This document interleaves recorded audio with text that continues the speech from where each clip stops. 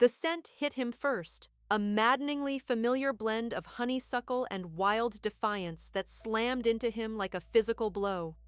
For 5 years, Kaelan had hunted for that scent, a ghost haunting the edges of his senses, a constant reminder of his greatest failure. And now it was here, sharp and clear in the damp, pine-heavy air of the remote northern wilderness. He stood at the edge of a clearing, his large frame cloaked in the shadows of ancient redwoods, and watched her. Elara. She was not the girl he remembered. The soft, hopeful Omega he had cruelly cast aside was gone. This woman was honed steel. Her long, dark hair was braided tightly down her back, and the simple axe she wielded rose and fell with a powerful, practiced rhythm, splitting logs with a clean, satisfying crack. Her face, etched with a strength that hadn't existed before, was set in a mask of concentration. She was breathtaking, and the bond he had tried to sever screamed in his blood, clawing at him with a ferocity that stole his breath. He had been a fool, a young, arrogant alpha who had thought he could defy destiny. Destiny, he now knew, had teeth. He took a step forward, and a twig snapped under his boot. Her head shot up, her movements impossibly fast. The axe was in her hand not as a tool, but as a weapon, its blade gleaming in the fading light. Her eyes, the color of a stormy sea, widened for a fraction of a second before hardening into glacial ice, recognition, and pure, unadulterated hatred. "You," she breathed, the word a venomous hiss. "Elara," he said, his voice rougher than he intended. He held his hands up slowly, showing he was unarmed. A useless gesture. He was the weapon. "Get off my land," she ordered, her voice low and dangerous. There was no fear in it, only a cold, deadly command. "I can't do that."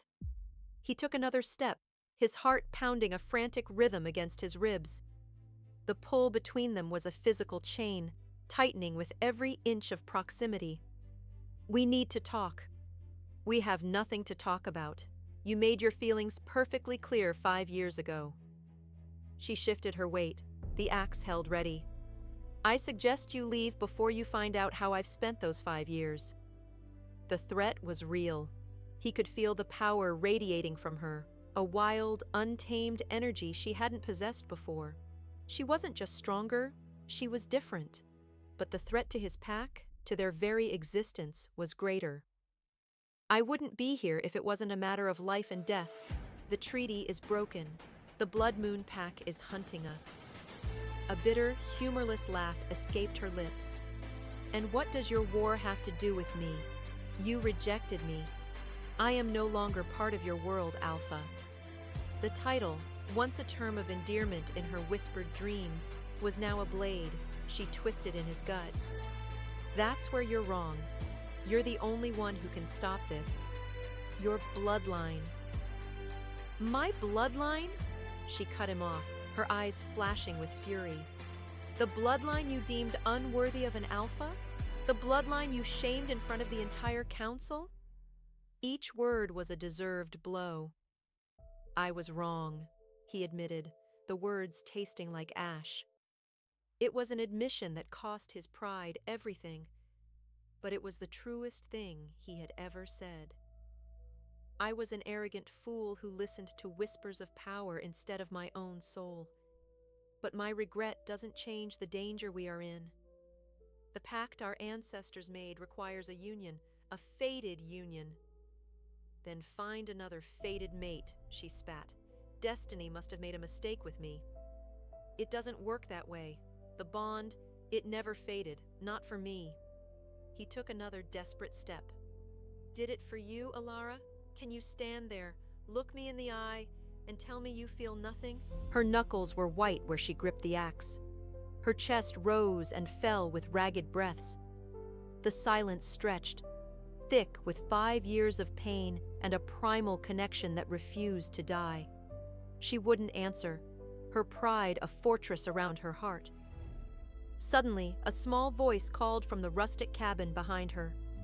"Mommy, is everything okay?" Elara froze, her entire body going rigid. The mask of fury on her face shattered, replaced by a raw, primal fear that Kaelan had never seen before. He followed her terrified gaze to the doorway of the cabin. A small boy, no older than 4, stood there, clutching a carved wooden wolf. He had Elara's stormy eyes, but his hair was the same shade of silver gold as his own. And his scent. Beneath the smell of firewood and soap, there was a faint, unmistakable trace of Kaelan's own alpha blood. The world tilted on its axis. 5 years. The boy was 4, maybe 5 years old. The math was a brutal, undeniable punch to the gut. He looked from the child's face back to Elara's. The hatred in her eyes had been replaced by sheer panic. The secret she was protecting wasn't just her own heart. "Elara," he whispered, his voice cracking, the entire universe narrowing to this one impossible, devastating point. "This child is he—" "You will not come near him," she snarled, moving to block the boy from his sight. It was all the confirmation he needed. A son. He had a son he never knew existed, raised in exile by the woman he had thrown away. "He's mine," Kaelan stated, the possessive words erupting from a place deep within his soul. It wasn't a question. It was a claim, a vow. "You kept my son from me. You have no right," she cried, her voice breaking with desperation. "You gave up every right when you told me I was nothing to you. He is my son, not yours. You don't get to destroy his life like you destroyed mine." He ignored her words, his alpha instincts roaring to life. His heir, his legacy, the missing piece of his soul. The danger he came here to address suddenly felt secondary to the cataclysmic revelation that had just unfolded. The Blood Moon Pack was a threat, yes, but the real war had just begun. Right here in this clearing, for the future of a boy with his mother's eyes and his father's blood. He started walking toward her, his pace slow, deliberate, and unstoppable. "You think you can keep him from me? You're mine now, Elara, both of you, and I will never let you go again." The air crackled with a tension so thick it felt like a physical entity.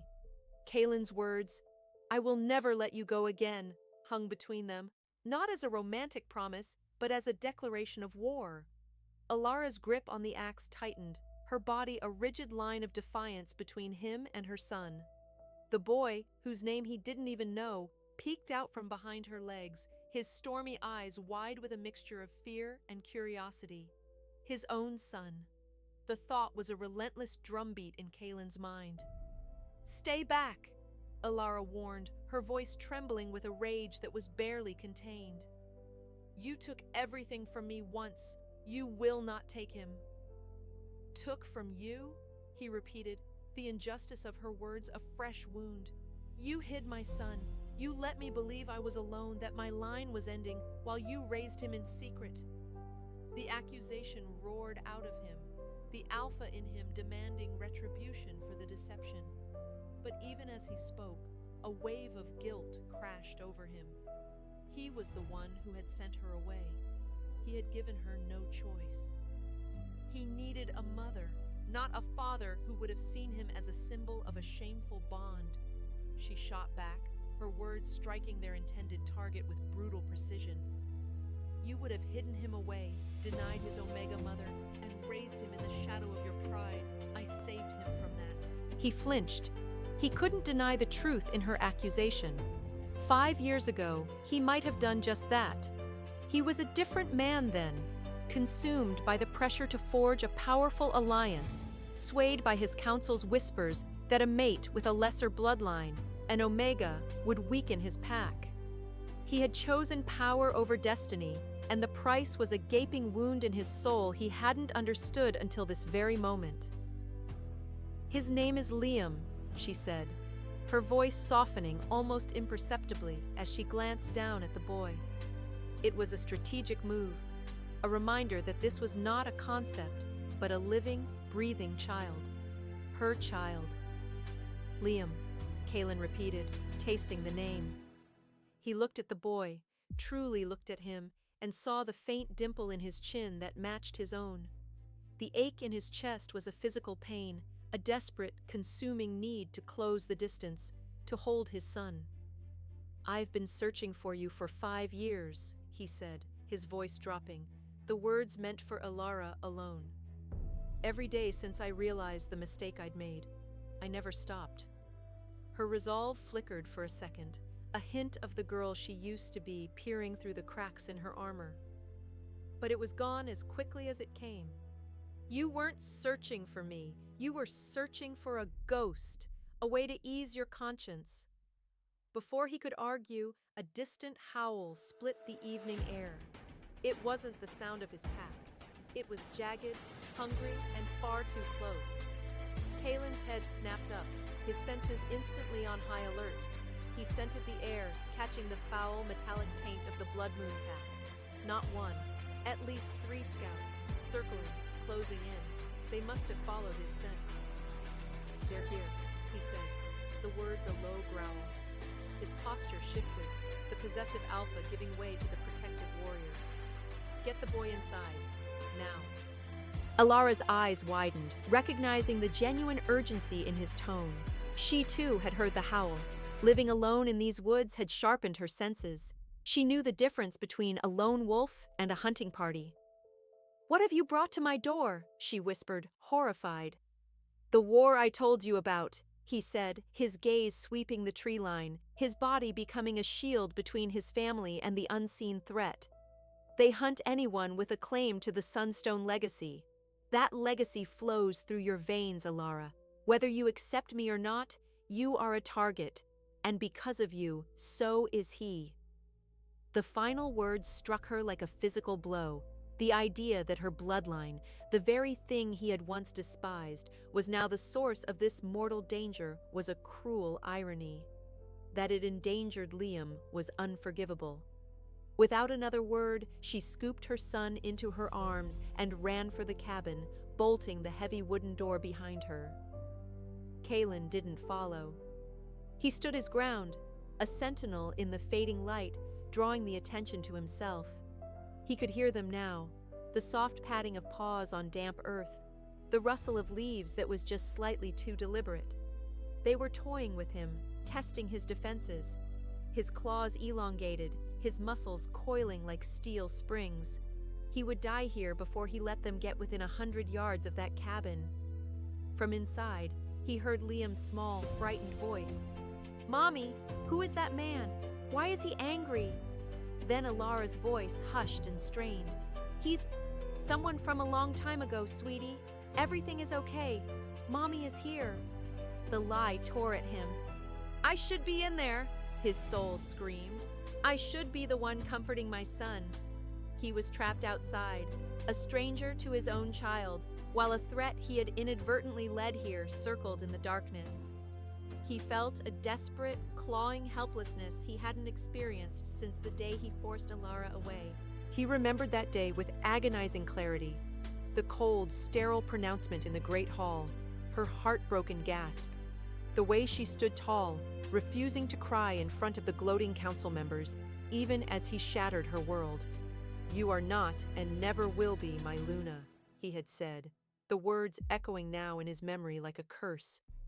He hadn't understood then that he was not just rejecting a mate, he was carving out his own heart.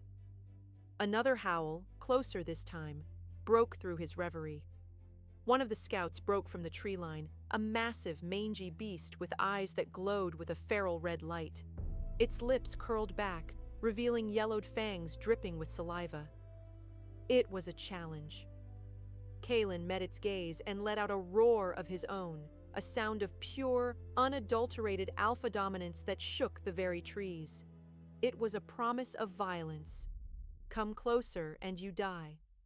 Suddenly, the cabin door creaked open behind him. Elara stood there, her face pale, the axe held tightly in her hands. She wasn't looking at the wolf. She was looking at him, at the predator he had become to face their enemy. Her expression was a complex storm of fear, resentment, and something else he couldn't dare to name. "They won't stop," she said, her voice barely a whisper against the growing wind. They'll wait until you're exhausted, and then they'll attack. I won't let them touch you, he vowed, his eyes never leaving the circling shadows. You can't fight them all alone, she stated, a simple, terrible truth. He knew she was right. He was powerful, but 3 of them would be a brutal, bloody fight, and he couldn't guarantee the outcome. He couldn't risk leaving her and Liam vulnerable for even a second. Get back inside, he commanded. No, she said, taking a step out of the doorway to stand beside him. She was terrified. He could smell it on her, but she didn't waver. This is my home. He is my son. I will not hide while someone else fights my battles. In that moment, watching her stand beside him, ready to face death for their child, the last of his pride crumbled to dust. He had rejected her for being weak, but Elara had a strength he had never comprehended. A strength forged in the fire of his own betrayal. I'll protect you, he said, the words a guttural promise torn from the depths of his being. Even if it costs me everything, I won't lose you again. He risked a glance at her, and in her stormy eyes, he saw not a partner in battle, but the mate his soul had cried out for every single night for 5 long years. The 2 remaining wolves attacked simultaneously. They were a whirlwind of black fur and snapping teeth, their movements coordinated and deadly. Kaelan met the first one head-on, his body a blur of motion as he shifted, the sound of rending fabric and cracking bones filling the small clearing. He was larger in his wolf form, a fearsome beast of silver-gold fur and eyes that burned with cold fury. He slammed into the attacker, and they rolled across the damp earth in a savage ballet of claws and fangs. Elara didn't hesitate. She was no match for a rogue shifter in a direct fight, but these were her woods. While the second wolf's attention was on the titanic struggle of the 2 alphas, she darted behind the great redwood at the edge of the clearing where she'd stacked her firewood. With a desperate heave, she sent the tall pile tumbling down the slight incline, a cascade of heavy logs rolling directly into the second wolf's path. It yelped in surprise and pain as a heavy log slammed into its hind legs, breaking the bone with a sickening crack. The wolf stumbled, its attack on Kaelan thwarted, turning its snarling face toward her. Its red eyes promised a painful death. It lunged, dragging its broken leg behind it, a wounded but still lethal predator. Elara raised her axe, her heart hammering against her ribs. This was it. She had bought Kaelan a few precious seconds, but it would cost her her life. She braced for the impact, a silent prayer for Liam's safety on her lips, but the impact never came. A silver gold streak shot past her, intercepting the black wolf mid-air. Kaelan, having dispatched his first opponent with a brutal efficiency, had thrown himself in front of her. He took the brunt of the attack, the wounded wolf's jaws sinking deep into his shoulder. He roared, a sound of agony and fury, but he didn't release his own death grip on the attacker's throat. A moment later, it was over. The second wolf lay still. Kaelan stood over the bodies of their enemies, his massive form heaving, blood dripping from the deep gash in his shoulder onto the forest floor. He slowly, painfully shifted back. He was naked, covered in blood, his and theirs, and the wound on his shoulder was a mangled mess. But his eyes were only for her. He took a staggering step forward, his gaze sweeping over her, checking for injuries. "Are you hurt?" he asked, his voice a raw rasp. She could only shake her head, the axe slipping from her numb fingers and thudding softly on the ground. She had been seconds from death, and he hadn't hesitated to put his body between her and the danger. The cabin door opened, and Liam ran out, his small face a mask of terror. "Mommy!" he cried, rushing to her and burying his face in her legs. Kaelan froze, his pained expression softening into something unreadable as he looked at his son for the first time without the haze of anger and shock between them.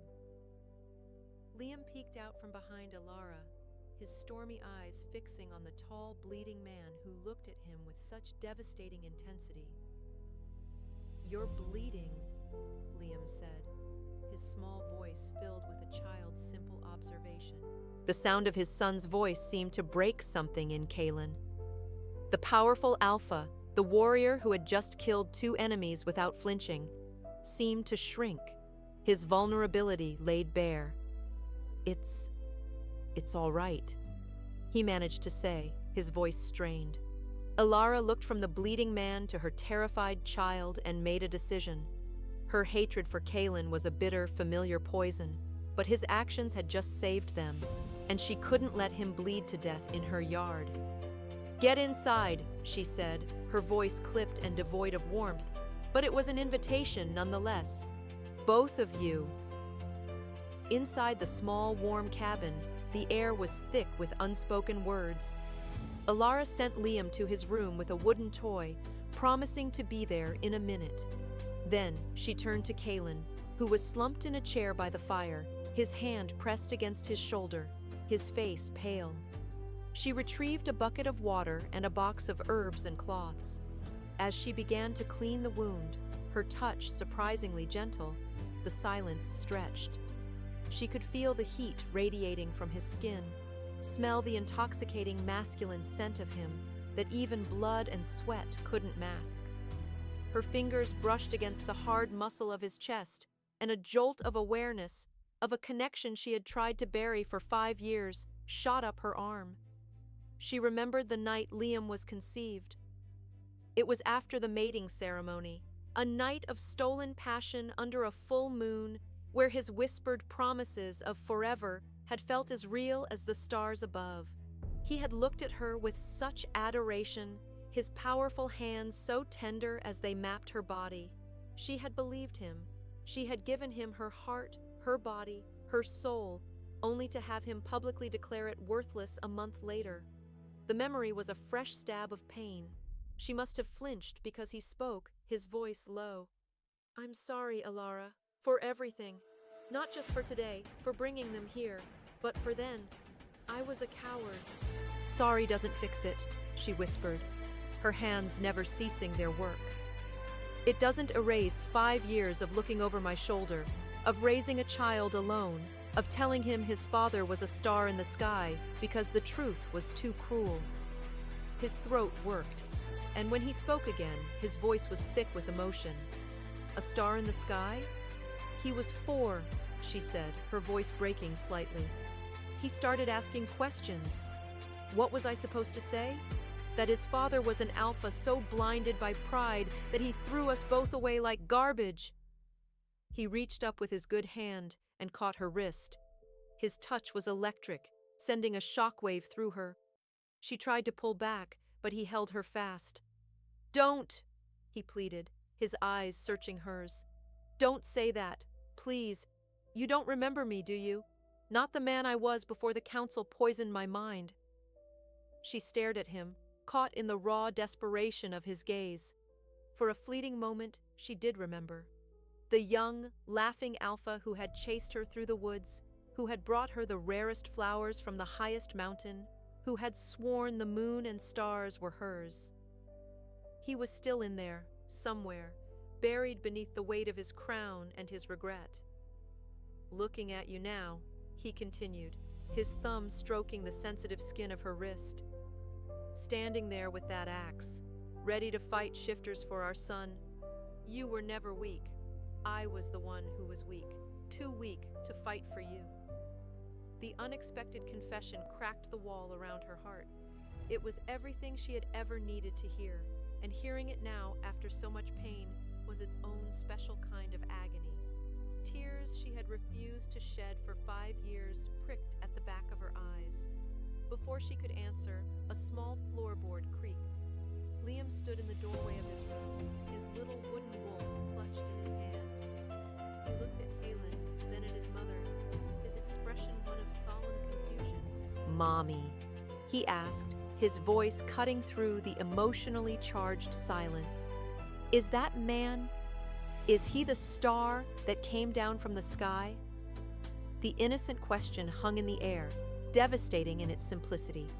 Liam's words shattered the fragile truce, stripping away the layers of anger and resentment to expose the raw, beating heart of their tragedy. Elara looked at her son, then at Kaelan, whose face was a mask of profound, heart-wrenching pain. The lie she had constructed to protect Liam from a harsh reality had just collided with the man himself. She knelt, pulling her son into a hug, her back to Kaelan. "No, sweetie," she whispered into his hair, her voice thick with unshed tears. He's not a star. He's your father." She felt Kaelan's sharp intake of breath behind her. Saying the word aloud felt like a surrender, an admission of a truth she had fought for 5 years to deny. She released Liam and turned to face Kaelan, her expression a mixture of defiance and exhaustion. "Now you know." Kaelan slid from the chair onto his knees, ignoring the searing pain in his shoulder. He was now at eye level with the small boy who was staring at him with a look of awe and confusion. "Liam," he said, his voice husky, I didn't know about you.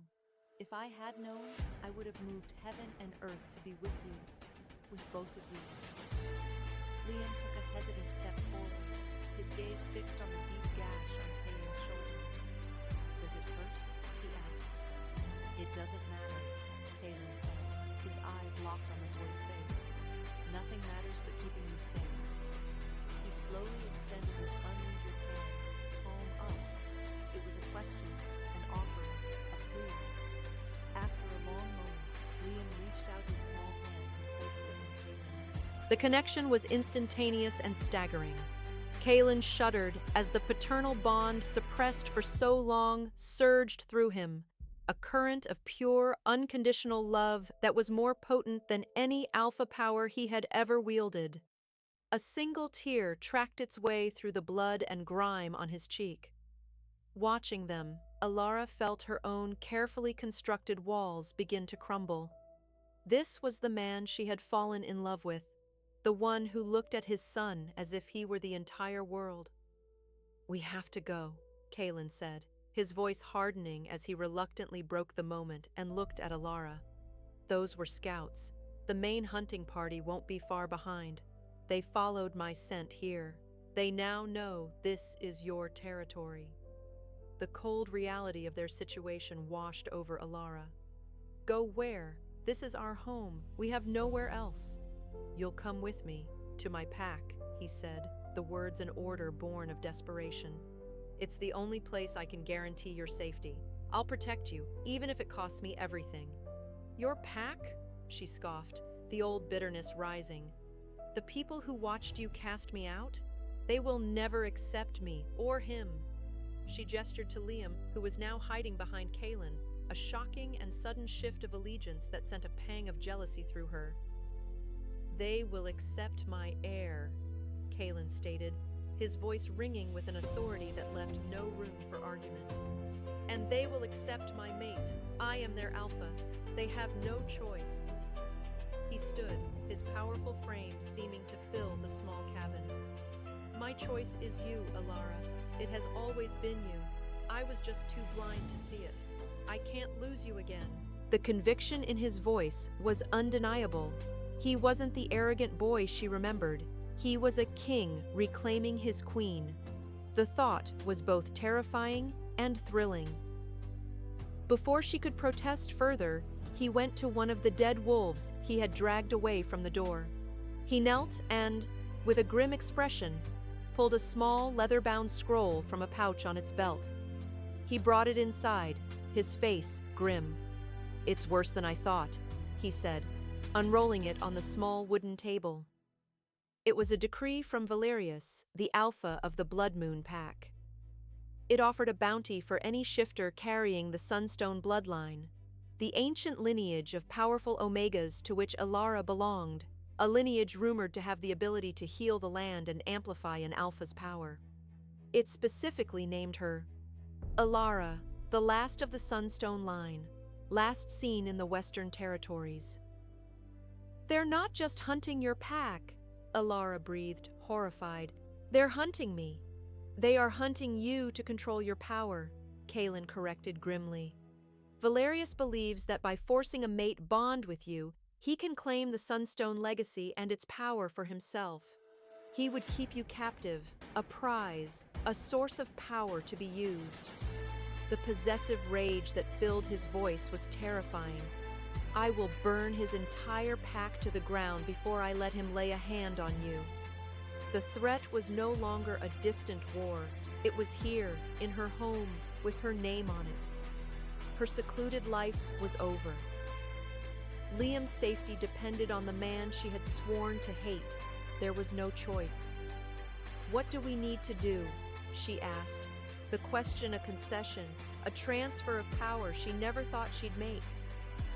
"Pack only what is essential. We leave under the cover of darkness. We can't use the main paths. We'll have to cut through the Blackwood Pass." Elara's blood ran cold. "The pass? Kaelan? No one has made it through there since the rock slide. It's treacherous, unstable." "It's also the one place they won't expect us to go," he countered, his gaze firm. He walked over to her, standing so close she could feel the heat from his body. He gently took her face in his hands, his touch sending tremors through her. "I know this pass. I used to explore it as a boy. I remember a hidden cave system my father showed me, a secret way through the mountain, a place to hide from the world." She remembered that too. A memory surfaced, sharp and vivid. A younger Kaelan, full of laughter and bravado, leading her to the mouth of that very same cave. He had picked a rare, starlit bloom that grew only in its shadow. "One day," he had whispered, tucking it behind her ear, "when I am Alpha, we'll come here when the world is too much. It will be our secret. I'll keep you safe, always." The memory hung between them, a ghost of a promise made in innocence. He saw the flicker of remembrance in her eyes. "I remember my vow, Elara," he said softly, his voice thick with meaning. "I intend to keep it." A deep, guttural howl echoed from the north, much closer than before. It was answered by another from the east and a third from the west. They were surrounded. The hunting party had arrived. Liam let out a small whimper and scrambled back to his mother's side. Kaelan moved to stand in front of them both, a living shield. His eyes glowed with a dangerous primal light as he stared at the bolted door. "They're trapping us," Elara whispered in terror. "They think they are," Kaelan growled, a low, menacing sound deep in his chest. "Let them. They've forgotten what it means to corner a wolf who has finally found his mate. They have just made their last mistake." "Forget the door," Kaelan growled, his voice a low thrum of controlled violence. He crossed the cabin in 2 strides and threw back a large bearskin rug, revealing a heavy, iron-ringed trapdoor. "My grandfather built this cabin. He was a paranoid old wolf. There's a tunnel. It leads to the ridge behind the creek." There was no time to question it. The scratching and snarling at the door was escalating, followed by a heavy thud as a body slammed against the wood, making it groan in protest. Elara grabbed a leather satchel, stuffing it with the last of her dried herbs, a water skin, and a small loaf of bread. She wrapped a thick wool blanket around a sleeping Liam, who had succumbed to exhaustion and fear, and lifted him into her arms. Kaelan wrenched the trapdoor open, revealing a set of steep stone steps leading down into the darkness. A cool, earthy smell billowed out. "Go," he commanded, his eyes fixed on the splintering door. "I'll be right behind you. I need to buy us a few seconds." Elara hesitated, her heart seizing with a new kind of fear, the fear of leaving him behind. "Kaelan, go, Elara, now!" he roared, his alpha command washing over her, impossible to disobey. She scrambled down the steps, her son a warm, precious weight in her arms. Above her, she heard the door finally burst inward with a crash of splintering wood. There were vicious snarls, a roar of fury from Kaelan, and the sickening sound of a body being thrown against a wall. She forced herself not to look back, plunging into the narrow tunnel. A few seconds later, Kaelan was behind her, pulling the heavy cellar door shut. A thick wooden beam, built for this purpose, slammed into place, sealing the tunnel. They were plunged into absolute darkness, the sounds of the fight above suddenly muffled into a dull, terrifying thumping. "I can see," he said, his voice close behind her. "Stay close. Hold on to me." His hand found her arm, and the contact was a grounding force in the suffocating dark. They moved quickly, his senses guiding them through the winding, earth-packed tunnel. The air was cold and damp, but his grip was a furnace. They could still hear the pack above, howling in frustration, tearing the cabin apart, tearing their home apart. But it was no longer their home. Home was now a fleeting concept, a direction, not a place. They emerged into the frigid night air half a mile away, hidden in a thicket of ferns on the side of a steep ridge. Below them, they could see the faint flicker of their own hearth fire through the cabin's windows, a beacon now swarming with dark, deadly shapes. They had made it out. The journey through the Blackwood Pass was a waking nightmare. The path was barely a memory, washed away by rock slides and neglect. They moved in a tense silence, broken only by the crunch of their feet on loose scree and the whisper of the wind. Kaelan took the lead, his injured shoulder a constant, throbbing liability, but his strength was still immense. He cleared boulders from their path that Elara could never have moved, his powerful body a bulwark against the dangers of the mountain. Hours later, as exhaustion began to set in, he stopped. "Here," he breathed, pushing aside a curtain of ancient, moss-covered vines to reveal a dark fissure in the rock face. The entrance to the secret cave. Inside, the air was still and dry. It was a natural sanctuary, shielded from the wind and the eyes of their pursuers. Kaelan managed to start a small, smokeless fire in a pit near the back of the cave, its flickering light dancing on the stone walls and casting them in a warm, intimate glow. Elara gently laid Liam down on a bed of soft pine needles, covering him with the blanket. He never stirred, his small face peaceful in sleep, oblivious to the world they had left behind. She turned to find Kaelan staring into the flames, his profile etched with pain and a weariness that seemed to go soul deep. She sat beside him, taking out her herbs to tend to his wound again, which had begun to bleed sluggishly. "It wasn't just pride," he said suddenly, his voice quiet and rough. "The rejection, my counsel, they have feared the Sunstone Line for generations. They saw your power not as a gift, but as a threat. Elder Theron, my father's most trusted advisor, came to me the night before the ceremony. He told me that if I accepted you, there would be whispers of you controlling me, that a faction of the pack would see you as a usurper. He said they would never accept an Omega Luna with so much latent power." Elara stopped her work, her hands hovering over his shoulder. She stared at his silhouette, waiting. "He told me they would challenge you," Kaelan continued, his voice cracking. "That they would find a way to kill you to protect the pack from your influence. And I looked at you, so full of light and hope, and I believed him. I was a new alpha, terrified of showing weakness, terrified of losing you. So I made a monstrous choice. I thought if I pushed you away, made you an outcast, they would leave you alone. I thought your hatred was a price worth paying for your life. I chose to be the villain in your story to keep you from becoming a martyr in mine." The confession hung in the hollow silence of the cave, rewriting every single moment of the past 5 years. The cruelty, the public humiliation. It hadn't been an act of arrogance. It had been a desperate, misguided, and ultimately devastating act of protection. The hatred that had been her shield for so long finally dissolved, leaving behind an ache so profound it stole her breath. "You fool," she whispered, the words devoid of anger, filled only with a deep, sorrowful regret for them both. "You absolute fool. Did you think my life would be worth living without you?" He finally turned to look at her, his eyes shimmering in the firelight, filled with 5 years of unshed tears. "No," he said, his voice breaking completely. "Because mine wasn't."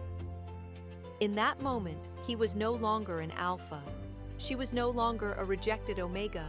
They were just Kaelan and Elara, two halves of a soul torn apart by fear, finally finding their way back together in the dark. She reached up and gently touched his face, her thumb stroking his jaw. He leaned into her touch, his eyes closing as he savored the contact he had been starved of for so long. He captured her hand, pressing a desperate kiss to her palm. "I'll spend the rest of my life making it right," he vowed. "This child, our son, Valerius, the council, we will face it all, but we will face it together. I will never hide from our destiny again." As the first light of dawn filtered through the vines at the cave's entrance, they stood together, looking out over the vast, misty valley that led to his packlands. The world was still dangerous, their future uncertain, but for the first time in 5 years, it was not a future they would face alone. Growing by the entrance, just as it had all those years ago, was a single, starlit bloom. Kaelan plucked it and gently tucked it behind her ear. The promise was no longer a ghost of the past, but a vow for the future. "This time," he whispered, his forehead resting against hers, "we face the dawn together."